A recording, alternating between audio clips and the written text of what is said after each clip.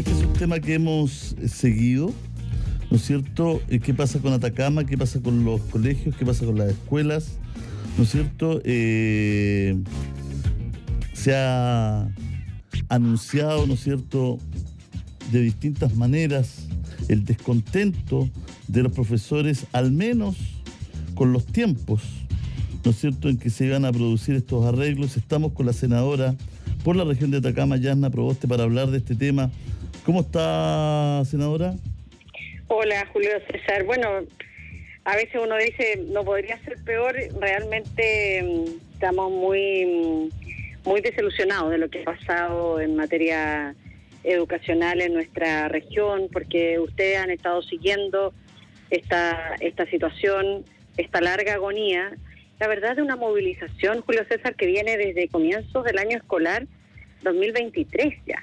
El año escolar en Atacama, el 2023, se inició el 23 de marzo y en esa oportunidad se firmó un protocolo de acuerdo que tenía aspectos administrativos, financieros, pedagógicos, de infraestructura. Eso se firmó 5 días después de iniciar el año escolar, 28 de marzo. Entonces, quiero decirlo porque muchas veces uno piensa que esto es como de los últimos meses del año pasado, y la verdad no es así. Fue el 28 de marzo, después fue el 4 de septiembre, un nuevo acuerdo, después el 8 de noviembre, otro acuerdo. Entonces, cuando hay tantos acuerdos y tanta falta de cumplimiento, hay razones más que suficientes para el debilitamiento de las confianzas, que es una parte también de la crisis que hoy se está viviendo en nuestra región. Y quiero además expresar, Julio César, toda mi solidaridad a los dirigentes que hoy están, a Carlos Rodríguez, a Yariel Ardiles, a Pablo Santibáñez, todos dirigentes del Colegio de Profesores, algunos dirigentes regionales, otros comunales, que hoy se encuentran en huelga de hambre.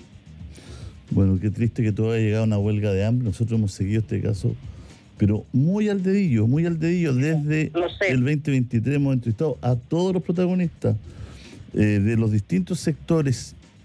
¿Cuál es su reflexión? ¿Por qué no se logra cumplir la promesa? ¿Por qué falla eléctrica, muros que están a punto de caer, todavía colegios con los mismos problemas desde el año pasado de infraestructura? ¿Qué es lo que pasa? Mire, yo creo que aquí hay temas que son de arrastre. Hay 2 municipios dentro el Servicio Local de Educación Pública de Atacama. Se traspasó el año 2020 en medio de la pandemia y además este servicio local reúne a municipios que son bien diversos, Tierra Amarilla, Copiapó, Caldera, Chañaral y Diego de Almagro. Los 2 primeros, Tierra Amarilla y Copiapó, venían con situaciones de crisis educativas bien complejas. Y digo bien complejas porque incluso en Tierra Amarilla se había tenido que utilizar la figura de administrador provisional, porque no estaban, en Copiapó se habían hecho movilizaciones largas en la época del alcalde Mario Chicardini por utilización o en otros fines de subvención escolar preferencial. Fue una situación bien compleja.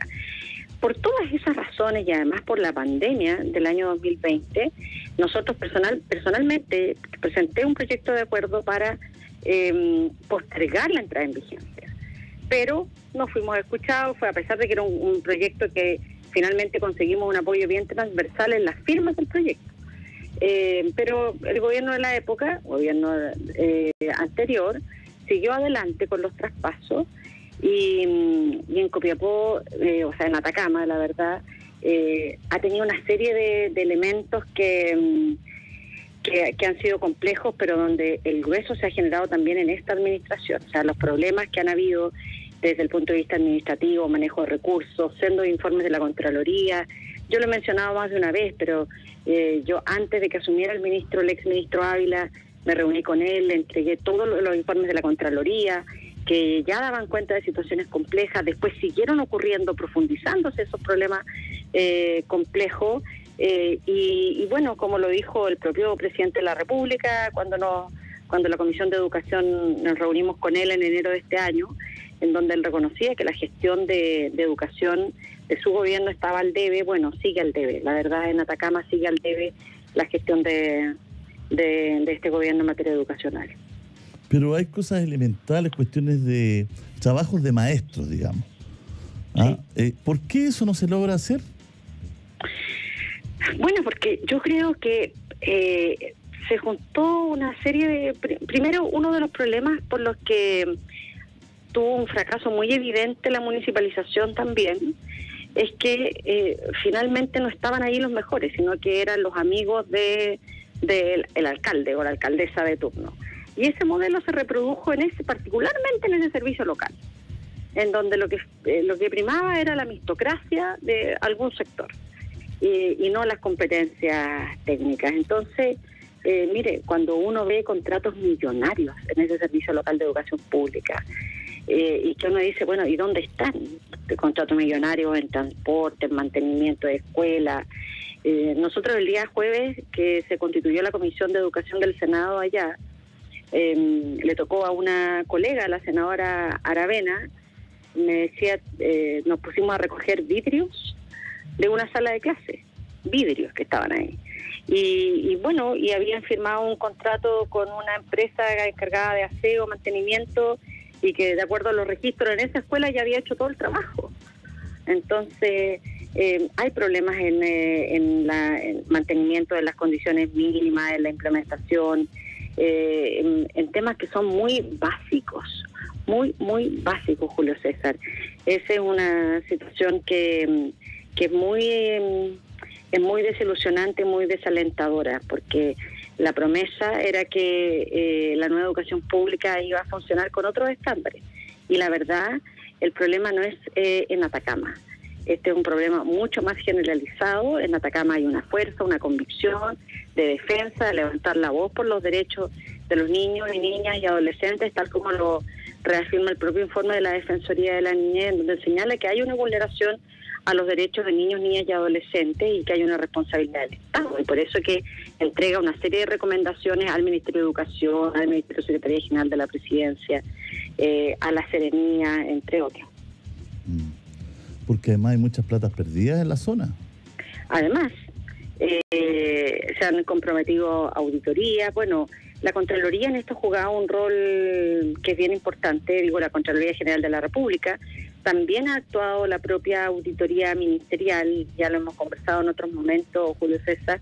A nosotros nos llamó mucho la atención que el año pasado tuviésemos que recurrir al Consejo para la Transparencia para que recién el Ministerio pudiera hacer público una auditoría interna, que además por el solo Ministerio de la Ley debe ser pública. Sin embargo, aquí lo tenían muy oculto, y en donde ya la propia auditoría del Ministerio arrojaba una serie de irregularidades que podrían ser constitutivos de delito, y por eso es que hemos recurrido también a la propia Fiscalía para que pueda indagar respecto de estos temas. Pero a mí personalmente, junto con hacer como este análisis, lo que nos interesa mucho es cómo podemos colaborar en ayudar a salir de esta crisis en materia de educación.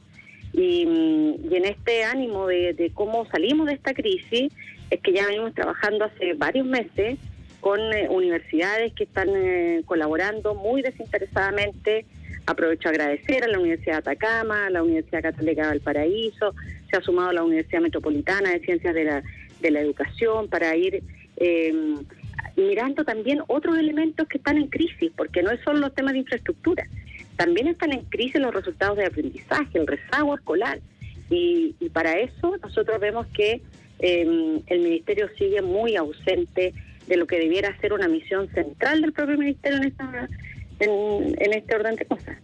Claro, es que lo que uno no puede entender, porque la conversación está, las mesas de trabajo están, el compromiso de las fechas están, los presupuestos se abren y están, pero así y todo no hay resultado. No pasa nada, porque, mire, en el acuerdo del 8 de noviembre, uno de los primeros puntos, era constituir unos comités técnicos por escuela para poder mirar los temas de infraestructura. Voy a solo partir por eso. Los comités se constituyeron. O sea, uno dice, ahí sigue habiendo confianza. Sin embargo, se deteriora una y otra vez la confianza porque los comités técnicos, a pesar de que están constituidos, no se convocan para estos fines. Pero junto con eso, lo que a nosotros nos interesa mucho, Julio César, tiene que ver con otra arista de esta crisis educacional, que es un eje muy relevante, además, porque yo lo he escuchado, lo he conversado con los profesores, asistentes de la educación del territorio, que es poder recuperar el rezago pedagógico de los estudiantes. Tuvimos además aluviones, no solo uno, el 2015, el 2017, todo esto fue afectando los aprendizajes de nuestros estudiantes y hace urgente tener un plan pedagógico que responda a las necesidades del territorio, que responda a las características de la comunidad educativa. O sea, ni siquiera podemos hablar como de un plan pedagógico único para Atacama, sino que es mirando las necesidades de cada establecimiento, y para eso nosotros siempre hemos encontrado una tremenda acogida, disposición, capacidad de propuesta del propio magisterio en la región de Atacama. Te quiero agradecer, senadora, esta conversación con el Podría Ser Peor. Un abrazo. Muchas gracias. Esperamos que ya no siga siendo peor el panorama en nuestra región, que se suma además a educación, el cierre de las fundiciones en Nambi y La Lira, y todo esto va contribuyendo además al desafecto y a la falta de confianza con la institucionalidad. Así es, pues además ver a unos profesores en huelga de hambre, partiendo un año académico, una locura. Es muy doloroso, muy difícil, y además habla de la incapacidad o de la falta de diálogo que ha tenido el gobierno con organizaciones. No lo digo solo por el magisterio, lo digo también por el anuncio de la huelga general de la CUT en abril. Entonces, bueno, las manifestaciones que hemos visto en la zona de los trabajadores de NAMI, creo que estamos frente a un problema que es mucho mayor, que es la incapacidad que ha tenido el gobierno para dialogar con las organizaciones en nuestro país. Un abrazo gigante. Gracias, senadora. Gracias, hasta luego.